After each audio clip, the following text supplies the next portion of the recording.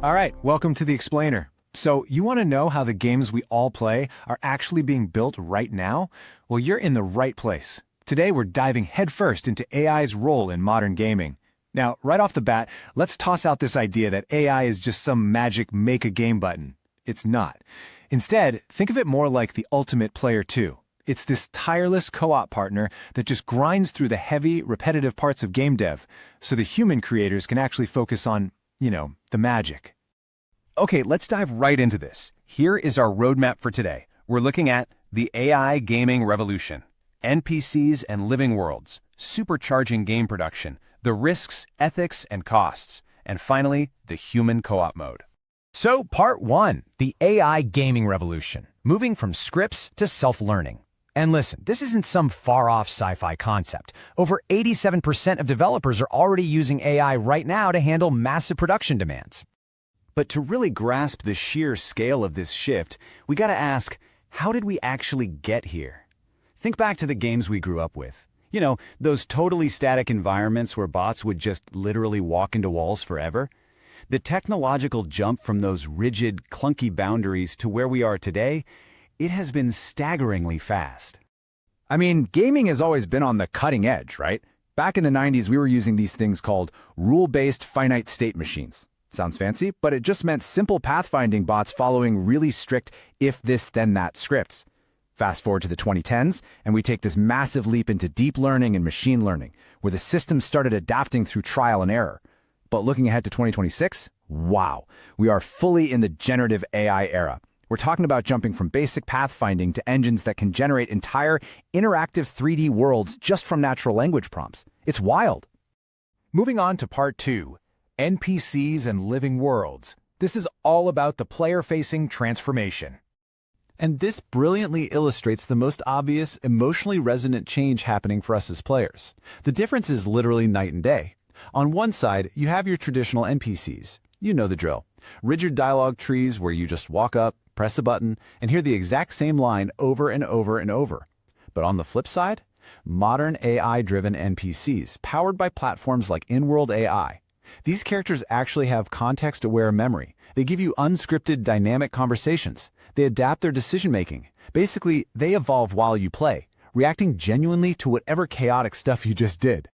Now, what's truly staggering here is the speed of this rollout. 62%. That is the projected chunk of new RPG and adventure games that will feature AI-powered NPCs by 2026. Just to put that into perspective for a second, that number was sitting at a measly 8% in 2024. Static dialogue trees are basically going extinct. Because of that insane growth, creating these digital humans and NPCs is now the single largest application segment in the entire AI gaming market. It eats up 28.6% of the market share. It's absolutely the most visible, front and center change happening in the industry today. So, why are studios obsessed with this? Well, the numbers tell the whole story. Player immersion scores have shot up by 40%. Average session times boosted by 28%. And here is the real kicker. Player retention is 3 times higher after 6 months. I mean, think about it. When an NPC actually remembers a choice you made 3 gaming sessions ago, totally unprompted, it creates this massive emotional shift. The game stops feeling like a scripted stage play and suddenly feels like a living, breathing world. All right, part 3, supercharging game production. Let's peel back the back-end layers a bit. Let's step out of the actual game for a second and into the development studio. AI is essentially acting as this massive pressure release valve across the whole pipeline. Look at pre-production. AI is speeding up brainstorming by spitting out rapid concept art and ideation. In programming, it's suggesting code and squashing bugs. Over in QA and testing, it's doing automated bug detection. And then even post-launch in live ops, it's crunching player analytics to balance the game. It is not replacing the pipeline. Actually, scratch that. It's more like it's fundamentally supercharging every single step within it. Take QA and testing, just as one example. Automated game testing using machine learning can slash QA time by up to 50%. Massive studios like EA are deploying AI bots to simulate thousands of matches in just a few hours. That means they can detect crashes and fix balancing issues way before a human player even touches a controller. But here's the cool part. It's not just the big AAA studios cashing in on this. A YouTube creator who goes by Tef recently used ChatGPT to code a playable 3D Fortnite clone completely from scratch in 15 minutes. 15 minutes! It had building mechanics, shotguns, the whole shebang. It just goes to show how AI is democratizing game creation. Solo devs can now rapid prototype ridiculously complex mechanics literally just by typing prompts. When you combine that kind of indie democratization with massive back-end adoption at the big studios, you get a multi-billion-dollar explosion. Check this out. The AI gaming market was valued at about $1.2 billion in 2022. It's projected to skyrocket to $6.5 billion by 2028, and then a whopping $25 billion by 2030. That is just astronomical growth. Which brings us to part 4. Risks, ethics, and costs. Time to address the elephant in the room.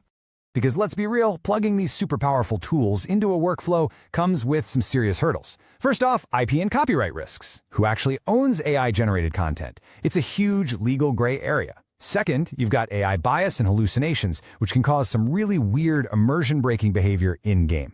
Third, there are totally valid fears about job displacement. Groups like the Game Workers branch of the Independent Workers' Union of Great Britain are understandably anxious about how fast this is impacting traditional roles. And lastly, the price tag. Setting up specialized AI hardware and software can easily cost a studio anywhere from $75,000 to $250,000 right up front. Finally, part 5, the human co-op mode, the ultimate collaboration. Yes, those risks we just talked about are very real, and they definitely need careful management. But let's pivot back to the big picture here. Humans and AI, they work best as a team. Magic Media hit the nail on the head when they said, even in areas where AI excels, such as QA, the human element remains indispensable. So the crucial point is this: AI is a phenomenal tool for efficiency, but truly great games, they still need the human touch to control the quality, the emotion, and the final artistic vision.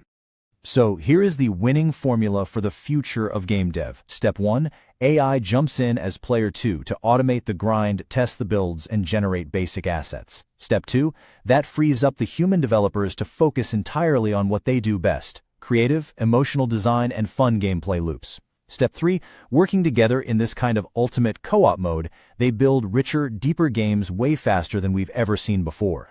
So what does this all mean for us? Well, as the line between traditional dev and AI-assisted creation keeps blurring, I want to leave you with this question. In the near future, would you play a game entirely dreamed up and generated by an AI, or is the human touch always going to be the ultimate high score for true immersion? Thanks so much for joining me for this explainer. I really hope it gave you a solid look under the hood of the AI gaming revolution. Keep exploring, and I'll see you in the next one.